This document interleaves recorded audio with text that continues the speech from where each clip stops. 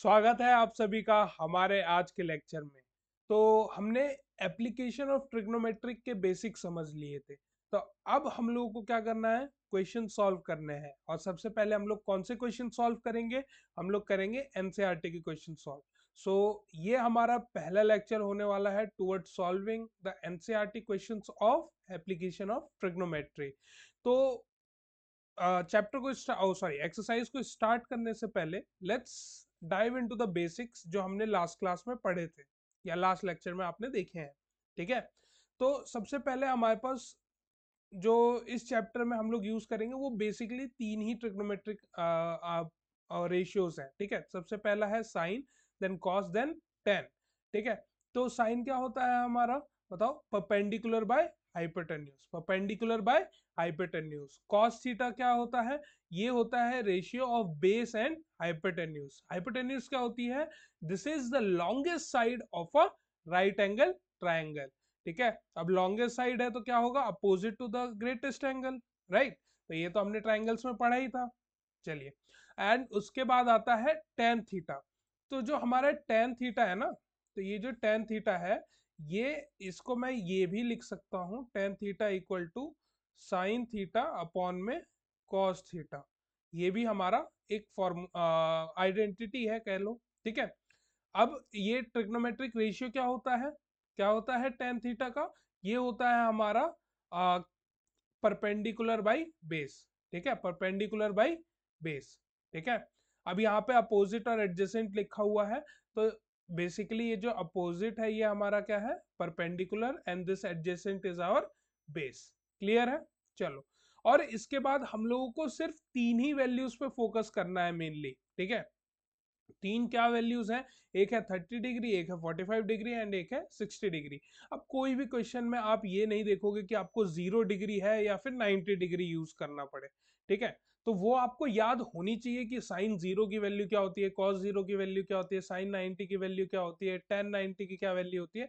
लेकिन if you are solving this chapter, हमें सिर्फ तीन ही डिग्रीज पे काम करना है, which is 30 degree, 45 degree and 60 degree. ठीक है, तो इनकी वैल्यूज कैसे हम लोग कैलकुलेट करते हैं, ये हमने ट्रिग्नोमेट्री वाले चैप्टर में अच्छे से सीख लिया था। अगर आपने नहीं सीखा है तो एक बार जाइए, थोड़ा सा और समय लगाइए एंड उसे आप याद करने की ट्रिक देख लीजिए। ठीक है, तो चलिए आगे बढ़ते हैं हम लोग अपने आज के पहले क्वेश्चन पे।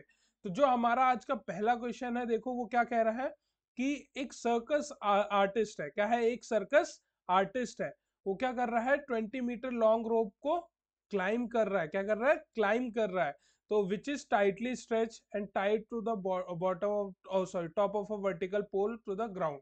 ठीक है, हमें हाइट ऑफ द पोल क्या करना है, फाइंड करना है। अब देख सकते हैं पिक्टोरियल रिप्रेजेंटेशन में कि हमें हमारे पास हाइट कैलकुलेट करना है। हमें दिया हुआ है, ये क्या है, ये हमारी है length of rope, length of rope. Clear, and हमारा डिस्टेंस दिया हुआ है, नहीं दिया हुआ है, कोई बात नहीं। लेकिन हमें क्या दिया हुआ है, एंगल ऑफ एलिवेशन, क्या दिया हुआ है, एंगल ऑफ एलिवेशन। तो एंगल ऑफ एलिवेशन से हम लोग क्या समझते हैं कि भाई ऊपर आ रहा होगा, ऊपर देख रहा होगा, क्या हो रहा होगा, ऊपर वाला बात हो रहा है। ठीक है, अब दूसरी चीज हमें क्या आइडेंटिफाई करना है कि ये क्या है, ये जो हमारे पास गिवन वैल्यू है और जो हमें निकालनी है वो एक राइट एंगल ट्रायंगल में क्या क्या रिप्रेजेंट करता है, ताकि हम लोग ट्रिग्नोमेट्रिक रेशियो आइडेंटिफाई करें कि कौन सा यूज करना है। सबसे बेसिक चीज है ये जब आप इस टाइप के क्वेश्चंस कर रहे हो। ठीक है, तो जब आपको ये पता लग जाएगा कि आपको कौन सी वैल्यू दी हुई है, ठीक है, तीन ही वैल्यूज है राइट एंगल ट्रायंगल में, क्या है हमारे पास, हाइपोटेन्यूज होगा, परपेंडिकुलर होगा या बेस होगा। इन तीन में से कोई एक वैल्यू हमें दी होगी और हम उसके साथ दिया होगा एक एंगल, तभी तो हम लोग ट्रिग्नोमेट्री का यूज करने वाले हैं, राइट। तो और एक हमें वैल्यू आइडेंटिफाई करनी होगी, तो ट्रिग्नोमेट्रिक रेशियो यूज करके हम लोग आइडेंटिफाई कर सकते हैं क्लियरली। लेकिन कौन सा यूज करना है ट्रिग्नोमेट्री रेशियो, ये कैसे पता लगेगा, ये पता लगेगा हमारा गिवन और टू फाइंड पता करके। तो सबसे पहला काम है हमारा given and to find find करना। तो यहाँ पे हमारा जो गिवन है ये तो हाइपोटेन्यूज है, ये क्या है हमारा हाइपोटेन्यूज। और यहाँ पे ये जो हाइट है, height of the pole, this is my perpendicular. तो ऐसा ट्रिग्नोमेट्रिक रेशियो जिसमें हमारा क्या आता है, परपेंडिकुलर और हाइपोटेन्यूज, कौन सा होता है वो होता है हमारा साइन थीटा। क्या होता है वो हमारा साइन थीटा। अब यहाँ पे थीटा की वैल्यू क्या है, वो है 30 degree as per the question. ठीक है, तो क्वेश्चन सॉल्व करने से पहले मैं यहाँ पे इनको नाम दे दूंगा ए बी सी। ठीक है, अब यहाँ पे ए बी क्या है, what is A B, A B is the height of pole, height of pole, clear. And B C क्या है, सॉरी ए सी हमारे पास, ए सी है हमारा length of rope which is equal to 20 meters. ठीक है, एंड इसको मैंने h मीटर्स बोल दिया, and this is my let. मैंने इसको क्या कर लिया है, लेट कर लिया है। तो आपको ये चीजें लिखनी पड़ेगी, अदरवाइज आपके नंबर क्या हो जाएंगे, कट जाएंगे। ठीक है, एंड लड़ाई तो एक एक नंबर की है, राइट। तो हम लोग क्यों ही छोड़े। चलो, तो अब हमें पता है कि in right triangle A B C, ठीक है, ऑल्दो ट्रिग्नोमेट्री जो है वो राइट एंगल ट्राइंगल के लिए ही होती है। ठीक है, तो लेकिन फिर भी आपको क्या करना है, यहाँ पे राइट ट्राइंगल मेंशन करना है। ठीक है, to be on the safer side, you never know आपका पेपर कौन चेक कर रहा है। ठीक है, वो क्या पता आपकी एक छोटी छोटी गलती पे भी नंबर काट ले। तो हमें तो भाई सेफर साइड पे जाके करना है सॉल्व। ठीक है, तो in right triangle A B C we have sine 30 degree is equal to perpendicular by hypotenuse. तो हमें तो साइन 30 की वैल्यू पता होनी चाहिए, राइट। साइन 30 की वैल्यू क्या है, as per the table this is 1/2। क्या है हमारी 1/2। तो यहाँ पे मैं जाऊंगा, तो मैं यहाँ पे लिख दूंगा क्या, sine 30 degree equal to P by H. अब यहाँ जो हमारा पी है, तो P क्या है बताओ, P नहीं लिखूंगा मैं, P और H नहीं यूज करूंगा यहाँ पे टर्म में। यहाँ पे मैं यूज क्या करूंगा, यहाँ पे मैं यूज करूंगा जो इनके नाम है। ठीक है, हाइपोटेन्यूज क्या है मेरा, हाइट ऑफ द पोल, तो ये हमारा ओके दिस इज परपेंडिकुलर, तो ये आ जाएगा यहाँ पे ऊपर। ठीक है, एंड हाइपोटेन्यूज क्या है मेरा ए सी। ठीक है, तो साइन 30 की वैल्यू क्या है मेरी, साइन 30 की वैल्यू होती है 1/2 is equal to A B की वैल्यू क्या है, this is h metres and this is 20 metres. So इसको मैं काट दूंगा, तो मेरे को दिस इम्प्लाइज जो मेरी हाइट है वो क्या हो जाएगी, 10 मीटर्स होगी। 10 टाइम्स में कटेगा ये, है ना। मैं यहाँ पे एक स्टेटमेंट लिखूंगा, देयरफॉर हाइट, देयरफॉर एक सेकंड, हाँ हाइट की स्पेलिंग गलत हो गई, height of pole, height of pole कितना है, ये हाइट ऑफ पोल हमारा ये है, दिस इज 10 मीटर्स। ठीक है, तो इसी के साथ हमने अपना पहला क्वेश्चन कर लिया है सॉल्व। ठीक है, सर्कस आर्टिस्ट का क्वेश्चन हो गया सॉल्व। अब हम लोग बढ़ेंगे अपने अगले क्वेश्चन पे। अगला क्वेश्चन है broken T problem, tree sorry not T. ठीक है, तो इसमें क्या हो रहा है कि हमारे पास एक जो है हमारे पास पेड़ है। ठीक है, ठीक है, ये पेड़ है। ठीक है, पेड़ पे क्या हुआ, आंधी आई तूफान आया, तो वो बीच में से टूट गया। तो बीच में से क्या हुआ, वो टूट गया। ठीक है, तो जब वो टूटा, let me show, let suppose ये क्या है हमारा, ट्री है, ये क्या है हमारा, ट्री है। ठीक है, एंड ये क्या हो रहा है, बीच में से टूट जा रहा है, बीच में से क्या हो रहा है, यहाँ से टूट जा रहा है। अब जो यहाँ से टूटेगा, तो ये ऊपर वाला पार्ट तो नीचे गिरेगा, राइट। ये ऊपर वाला पार्ट क्या हो जाएगा, नीचे गिरेगा। ठीक है, ये बेस है। तो अब ये वाली जो हाइट है यही तो नीचे आ रही है, आया ना। तो इसमें पूछा गया है टोटल हाइट, क्या पूछा गया है, टोटल हाइट। ठीक है, तो ये देखो यहाँ पे मैं बात करूंगा ए बी सी, एंड इसे मैं एक पॉइंट दे देता हूँ डी। ठीक है, तो जो हमारा ए डी है, यहाँ पे जो मेरा ए डी है which is equal to D C, है ना। जो पार्ट ऊपर से टूटा है वही तो नीचे गिर गया है। ठीक है, and D C is my hypotenuse, क्या है, बहुत इंपॉर्टेंट ये है, ये क्या है हमारा हाइपोटेन्यूज है। ठीक है, और हमें हमें ग्राउंड पे वैल्यू दी हुई है कितनी, 8 मीटर्स, कितनी दी हुई है, 8 meters, this is my base, clear. तो ये हमारे पास कितनी है, 8 मीटर्स है, क्या है, 8 मीटर्स, राइट। आगे बढ़ते हैं। अब हमें total height of the tree बतानी है। क्या बतानी है? Total height of the tree, यानी टूटने से पहले जो इसकी हाइट थी वो एक्चुअल हाइट हमें पता करनी है। ठीक है, तो यहाँ पे हमारे पास दो वैल्यू है जो हमें निकालनी पड़ेगी। ठीक है, एक है हमारा h1 एंड एक है हमारा h2। ठीक है, इन दोनों को जब मैं ऐड कर दूंगा h1 h2 को, तो ये क्या हो जाएगा बताओ?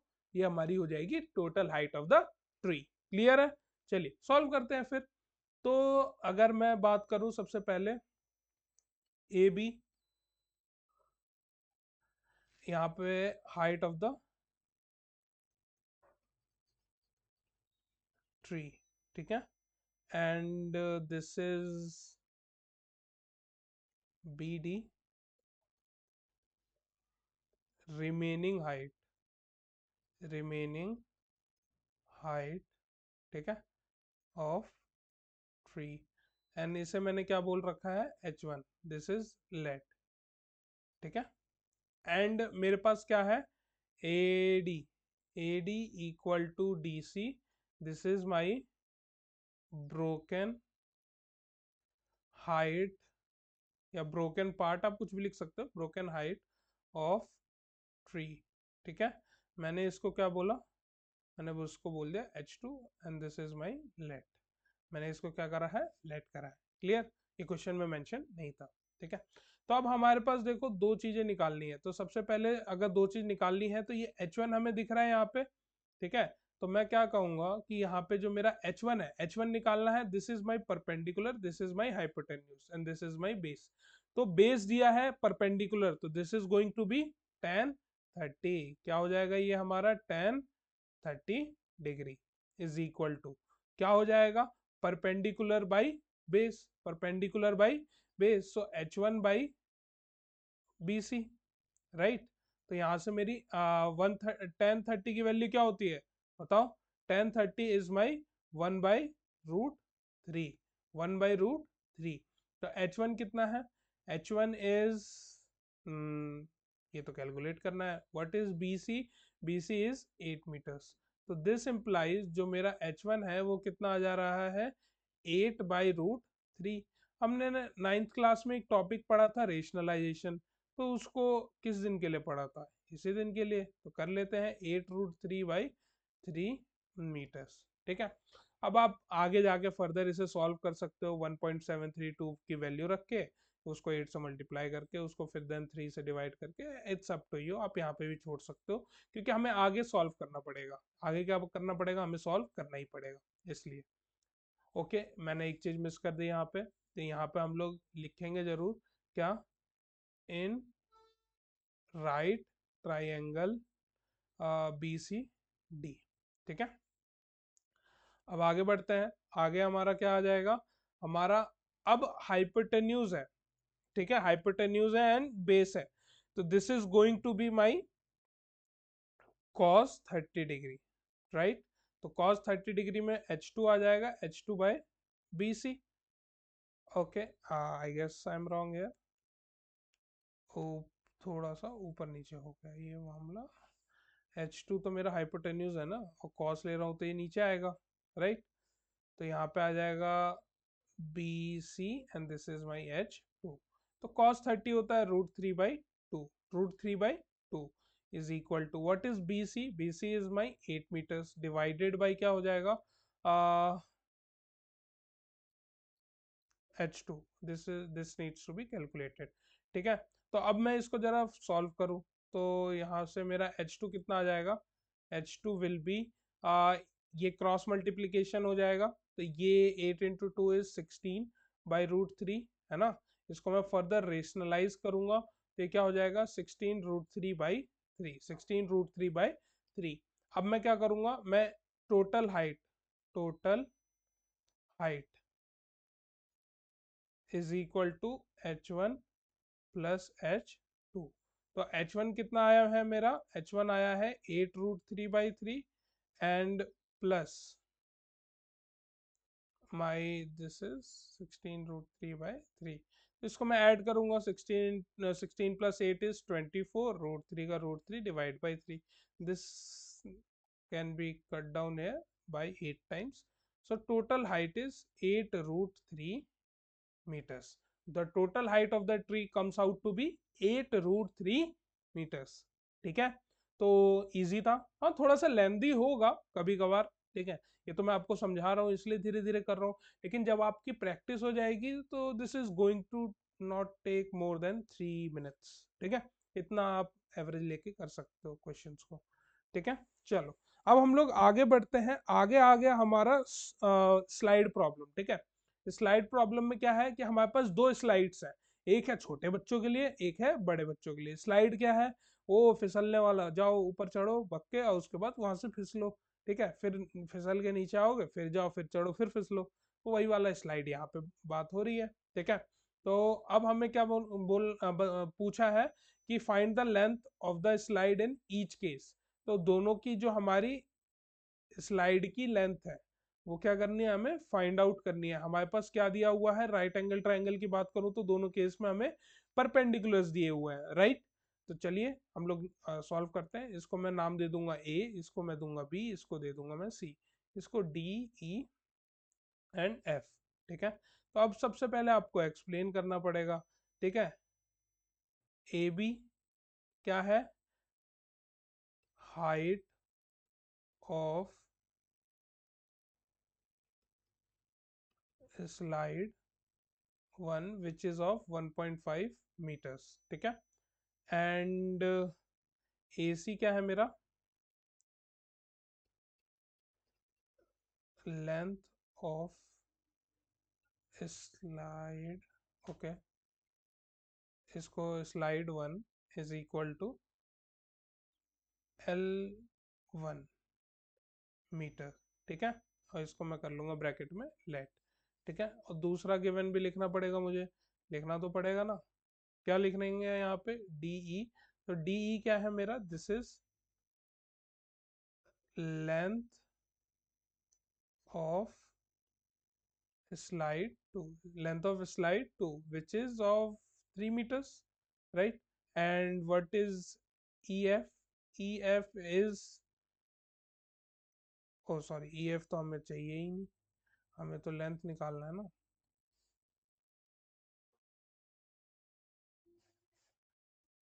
ओके यहाँ पे EF क्या है हमारा, EF हो जाएगा, EF is, oh sorry not EF again, यहाँ पे हो जाएगा हमारा, ठीक है इसको मिटा ही देते हैं।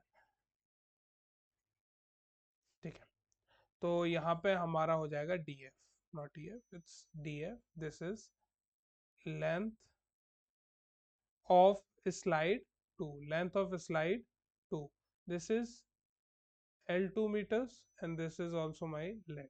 ठीक है, तो बारी बारी दोनों ट्रायंगल में जाऊंगा, मेरे को हाइपोटेन्यूज निकालना है, परपेंडिकुलर दिया हुआ है, साइन थीटा लगाऊंगा, आंसर आ जाएगा। क्लियर, चलो तो सबसे पहले मैं बोलूंगा in triangle, okay, right triangle, in right triangle ABC क्या हो जाएगा, sine 30 degree is equal to, this is perpendicular by hypotenuse, so what is perpendicular, this is AB upon में AC।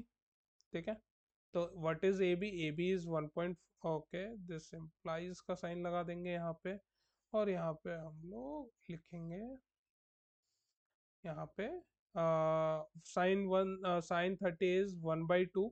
ठीक है, तो 1/2 है तो क्या हो जाएगा ये हमारा आगे, AB, AB is 1.5 meters, okay, sorry, and this is AC which is L1। अब कुछ भी लिख सकते हो, AC लिख लो, L1, चलो L1 लिख लो, हमने लेट कर ही लिया है तो। ठीक है, लेट नहीं करे हो तो बिना लेट के भी क्वेश्चन सॉल्व किया जा सकता है, राइट। तो आगे बढ़े, आगे बढ़े तो L1 की वैल्यू आ गई हमारे पास 3 मीटर। तो जो हमारा स्लाइड वन है, जो हमारा स्लाइड वन है उसकी लेंथ क्या होगी, उसकी लेंथ है 3 meters as per this question. ठीक है, चलो अब आया जाए दूसरे पार्ट पे। In right triangle DEF, right triangle DEF में क्या हो जाएगा, हम लोग यूज कर लेंगे साइन 60। साइन 60 यूज क्यों कर रहे हैं, क्योंकि हमारे पास परपेंडिकुलर गिवन है and we have to find hypotenuse. ठीक है, तो वो ट्रिग्नोमेट्री रेशियो जिसमें हमारा हाइपोटेन्यूज और हमारा आता है परपेंडिकुलर, वो होता है साइन। अब कुछ बच्चों के मन में आ रहा होगा सर हम लोग कोसेक लेके कर सकते हैं क्या? हाँ बिल्कुल कर सकते हो, आपका एक नंबर नहीं कटेगा, ठीक है। लेकिन ध्यान क्या रखना है, ट्रिग्नोमेट्री रेशियो को जो आपको गिवन हो और जो आपको निकालना हो, ठीक है, उनमें जो रिलेशन आए वो वाली ट्रिग्नोमेट्री रेशियो आप यूज कर सकते हो, ठीक है। बेसिकली है क्या, कोसेक थीटा है क्या, साइन थीटा का उल्टा ही तो है, राइट। तो उसमें दोनों चीज आएगी, तो आप बिल्कुल सही है, वैसे भी कर सकते हैं, ठीक है। And I would suggest that कि आप एक बार खुद से वो चीज उल्टा वाला ट्राई करके देखो, ठीक है। चलो, तो अब आगे बढ़ते हैं। साइन 60 की वैल्यू क्या है, हमारी ये हो जाएगी डी ई अपॉन में डी एफ। तो this implies sine 60 degree is √3/2, ठीक है। देखो आप लोगों को अगर वैल्यूज याद नहीं है तो you can always refer the table. आप, मैं तो यही सजेस्ट करता हूँ बच्चों को कि थोड़ा टाइम लगेगा, बस टेबल बना लो 0 से 90 तक की, है ना, बस तीन ही वैल्यू की, साइन कॉस टेन की। जब आपको ये वैल्यूज याद हो जाएंगी तो बाकी तो आप कुछ भी कर सकते हो, है ना। चलो आगे आओ, आगे हमारा आ गया यहाँ पे, ठीक है। तो √3/2 equal to what is D, तो D is my 2 metre, 3 metre sorry, है ना, 3 मीटर्स अपॉन में L2। तो ये आ जाएगा कितना, ओके, क्रॉस मल्टीप्लीकेशन कीजिए, 6/√3 L2 इक्वल टू, है ना, अगेन रेशनलाइजेशन हो जाएगा यहाँ पे। तो L2 इज इक्वल टू 6√3/3, इस 3 से ये कट जाएगा 2 टाइम्स में, तो दिस इज 2√3 मीटर्स। अब कुछ लोगों के मन में आ रहा होगा कि ये वाली स्लाइड तो बड़ी थी, इसकी वैल्यू कम क्यों आ रही है। तो आपको मैं बता दूं कि 2√3 इज ग्रेटर देन 3, ठीक है, 2√3 इज ग्रेटर देन 3। अब वो कैसे, तो आपको एक स्टेप और आगे जाना पड़ेगा, इसके लिए 2 × 1.732 आप मल्टीप्लाई कीजिए, एंड देन आप बताइए कि दोनों स्विंग में से कौन बड़ा है, मतलब किसकी लेंथ बड़ी है। Is L1 greater than L2, ठीक है। आप कमेंट बॉक्स में जाइए, बताइए कि L1 L2 से बड़ा है और L2 is greater than L1, ठीक है। ये आपको चेक करके बताना है कि आप किसके साथ है, L1 के साथ है या L2 के साथ, ठीक है। चलिए इसी के साथ बढ़ते हैं हम लोग अपने अगले क्वेश्चन पे। अगला क्वेश्चन क्या कह रहा है, टावर एलिवेशन प्रॉब्लम है, जहां पे बोला गया है कि the angle of elevation of the top of a tower from a point on the ground which is 30 meter away. तो अब 30 मीटर अवे, तो हमें क्या दिया हुआ है, बेस दिया हुआ है, and this is our perpendicular, है ना, ये हमें बेस दिया हुआ है और परपेंडिकुलर हमें निकालना है। ऐसी ट्रिग्नोमेट्री रेशियो जिसमें परपेंडिकुलर बेस आए वो क्या होता है, टेन थीटा और कॉट थीटा। तो आप किसी के साथ भी जा सकते हैं, लेकिन जाने से पहले you have to explain the figure, you have to explain the figure, right. चलो, तो यहाँ पे आ जाएगा, क्या हो जाएगा कि A B height of the tower, height of the tower, ठीक है। मैं लेट नहीं कर रहा हूँ, आप लेट कर भी सकते हो, इट्स अप टू यू, ठीक है। Okay, so what is B C जो हमें गिवन है, this is distance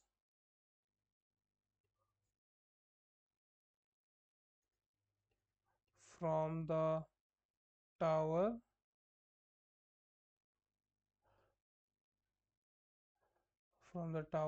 to the point, ठीक है, and this is of 30 meters, ठीक है।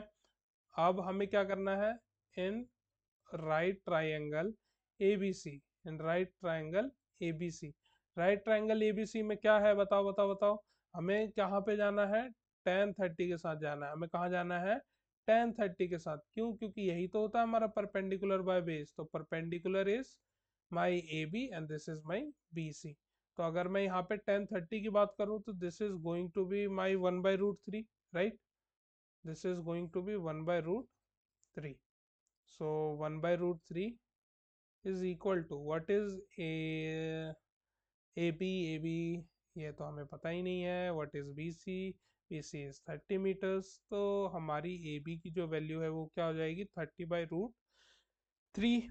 एंड हमने 9th से इस बात को जाना है, शुरुआत ही अपनी 9th क्लास से करी है कि जो डिनोमिनेटर है वहाँ पे हमें रूट्स में आंसर नहीं छोड़ना है, दिस don't look great.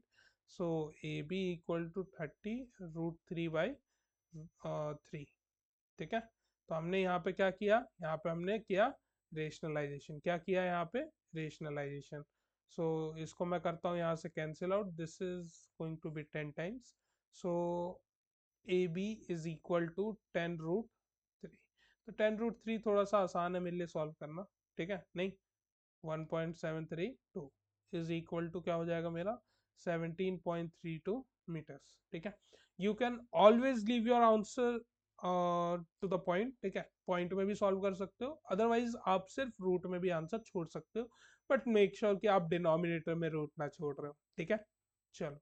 तो this, what is AB? AB was my height. So height of the tower is, therefore height of tower is 17.32 meters, or you can say 10.3, oh sorry 10√3 meters. ठीक है, अब हमारे पास आ गई पतंग.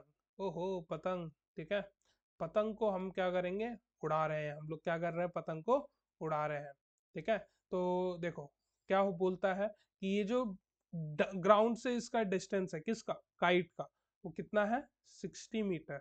And ground से distance की बात हो रही है, तो अगर राइट एंगल ट्राइंगल की बात करें तो this would be my perpendicular, this would be my perpendicular. And हमें निकालना क्या है, length of the string, length of the string, this is my hypotenuse. तो फटाफट बताइए कौन सा ट्रिग्नोमेट्री रेशियो हम लोग यूज करने वाले हैं. तो जिन भी बच्चों का आंसर है साइन थीटा वो बिल्कुल सही है. बाकी अगर कुछ और आपने सोचा तो यू हैव टू रिविजिट. हाँ, कोसेक थीटा सोचा तो ठीक है. ठीक है, चलिए आगे बढ़ते हैं. आगे बढ़े, आगे बढ़े तो हमें बताना पड़ेगा कि this is A, this is B, this is C. ठीक है, so A C is length of the string, length of the string. Okay, and what is, okay not looking good, इसको थोड़ा अच्छे से लिख देते हैं. नहीं,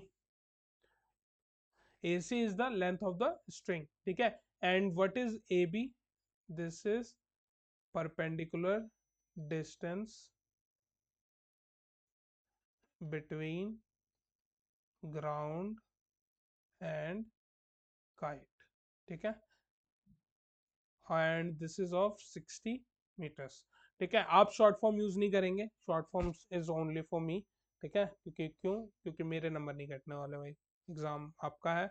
you have to be sure कि आपके एक भी या आधा मार्क्स भी किसी क्वेश्चन में ना कटे, स्पेशली जो क्वेश्चन में आप कॉन्फिडेंट है.